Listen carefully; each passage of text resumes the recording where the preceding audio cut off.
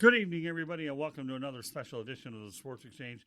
My name is Scott Morgan Roth, along with my broadcast brother, Chris Roberts, the president of the Southern California Sports Broadcasters. And Chris, glad to have you on the show today. Hey, it's good to be back, Scott. Thanks for having me on, buddy. All right, well, happy holidays to you and my colleagues out on the West Coast.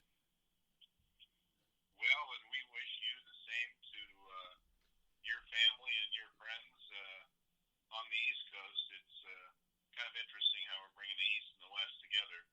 In fact, you'll be out here in a couple of weeks. It'll be fun to see you. Yeah, I'm looking forward to being there, that's for sure. So I definitely want to get into more detail about the event, not only later, but just to let everybody know on the network that we will be doing a special exclusive show on the night of January the 2nd before I jump on the airplane beginning of the week, I believe on Monday the 6th before the event. So looking forward to getting into a lot more details. And that day, we'll be going into the ballot in more detail. But with that said, we'll lead off with the long-term viability of the LA Chargers. I know they are the new kids in town. They've been playing over at the MLS Stadium, I believe the home of the Galaxy. Is that correct, Chris?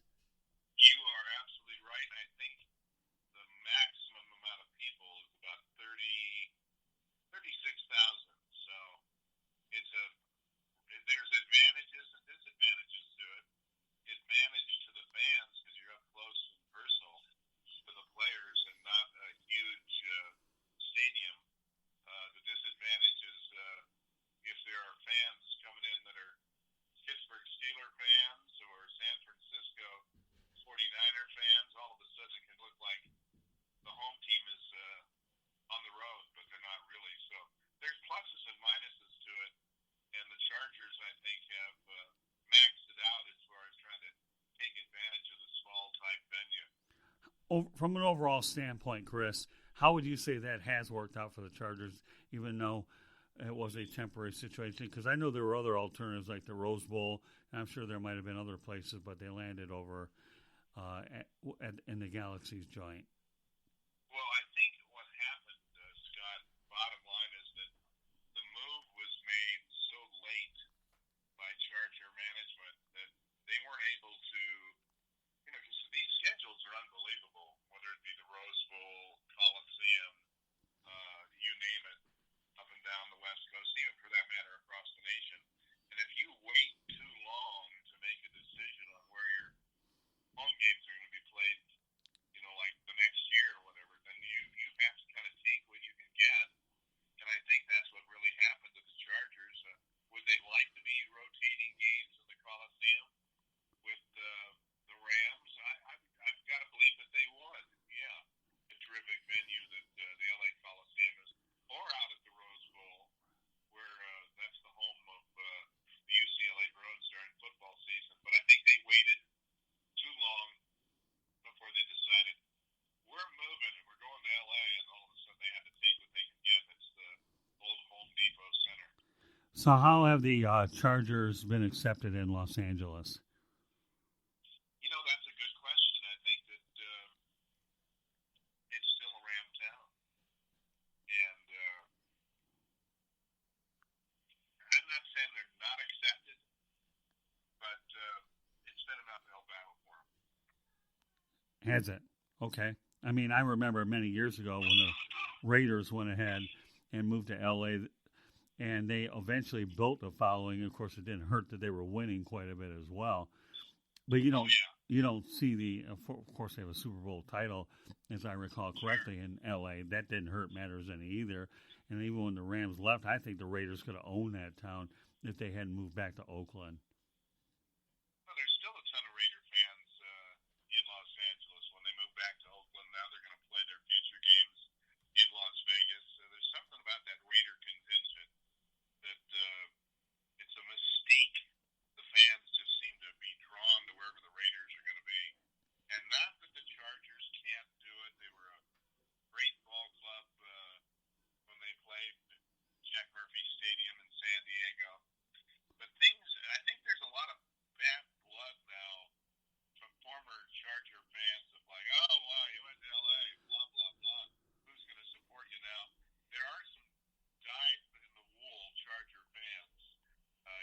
Angeles. But bottom line is that it's always been a Rams town, especially, they headed to the Super Bowl last year. They've had a couple of good years. They're struggling a little bit right now to try to get into the playoffs, but it's more of a Rams town than the Chargers. Yeah, well, you talk about the Rams, obviously. It still is, and even though they had that situation where they did come up short, they have a very important football game this weekend against the Dallas Cowboys, a team that ironically played the preseason game to bring football back to LA. So let's talk about what do you think the Rams can get in the playoffs, and if they do, okay, how far do you think they can go? It's a very strange Rams team this year. I don't know if Sean McVay changed the playbook. It seemed like he did. He kind of went back to his old schemes this last game and the game before. They had an interesting press release this last week. They said, well, we've been saving Todd Gurley for this part of the season, and we're going to use him more. And I thought that was very strange because it was hard to figure out, did he still have knee problems from the year before? They weren't playing him at all. Listen, they're a great team if you establish the run, and Todd Gurley is the premier running back. They've had other guys pitch hit for him that can still gain yardage. But it's the old basic football theory. You got to run the football, Scott, before you can pass it. Because if you don't, these modern-day defenses will eat your quarterback alive, and not necessarily with sacks, but even late hits that are legal when he's releasing the ball. Nobody likes to pass in any league, whether it's Pop Warner, high school, or the National Football League, if there's somebody right up in your chops when you're releasing the football. So the Rams went back to the basics. Run the football. Open up the passing game. Get a little more creative with the game that you had last year. And McVay did that the last 2 weeks. Now, granted, they played the Arizona Cardinals 2 weeks ago, which is the worst team on defense in the NFL, but it sure gave the Rams some energy and confidence, and then they won last week. And this will be a big test in Dallas to go against the Cowboys, who are really at this point struggling to try to get victories and play well at home. What are your feelings about Jared Goff? Do you still feel that he's a franchise quarterback, Chris? Well, listen, he was the number one draft pick in the National Football League when he came out of Cal. And, there have been up times and there have been some suspect times, but I think he's a better quarterback, like any QB. I mean, look at even in New England. If they're putting pressure on the old man who's 42 years old, he doesn't look too good. But if he has time to throw, Tom Brady, he looks like the kid that he was maybe even 10 years ago. Same goes for any other QB that's taken a snap in the National Football League. They've got to have time, and it's no secret. Block for them up front, give them protection, and things will work out. That's what happens for any winning team.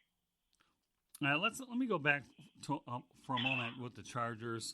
I know that there's been people around the country that have asked about the long-term viability of the Chargers, and you told me before that Dean Spanos Jr. is adamant that the team is going to stay in Southern California.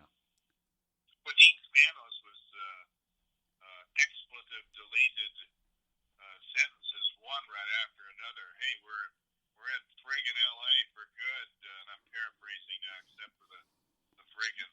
That's all right. The language was very colorful, and he basically was offended by somebody in the press corps suggesting that the term of the Chargers in Los Angeles was going to be short. He said, hey, we're here to stay. We're L.A., blah, blah, blah. I don't want to hear anything else about it.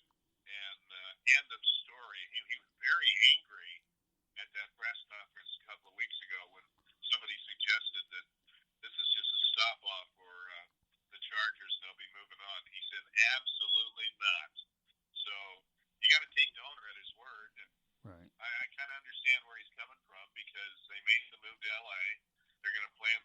stadium along with the Rams in Inglewood when it's finally completed. It's supposed to be ready to go, I believe, this next year, and we'll have to wait and see. But they're definitely set for LA as far as management is concerned. Who else is going to be able to give you a better line on it than the owners? Well, I think Dean Spano's problems lie within that family, knowing that if they continue to be hard-nosed about trying to bring in premium talent, or in other words, too conservative in their spending, then it, to me, makes it wonder how anybody will take you seriously that you can compete on a consistent level where guys would want to come there. For example, Eli Manning wanted no part of it and said, draft me, but I'm not going there. When the Chargers figured it out, they landed Phillip Rivers, which wasn't the worst consolation prize on the planet. But the last thing you want to do is be tagged, I don't want to go be playing there at all. You just don't want to do that for whatever reason or another. I understand that the salary cap is in football. You got to make sure there's enough to go around. But when you get good talent that is developed on your own, you do have to make an attempt to do your best to keep it long term and not let it go away. Well, I think you got to remember, too, that from a fan standpoint, that's one issue. But from a business standpoint, you got to really respect the decision of management. If they don't want to get into those bidding wars or those long-term contracts that we've all seen go upside down after a few years or maybe even immediately, you can't blame management because that's their job. They're in business now. They are going to make a lot of money right off the bat without even opening up the doors for the first fan each season just because of their TV contracts and commercial availability coming into each ball club.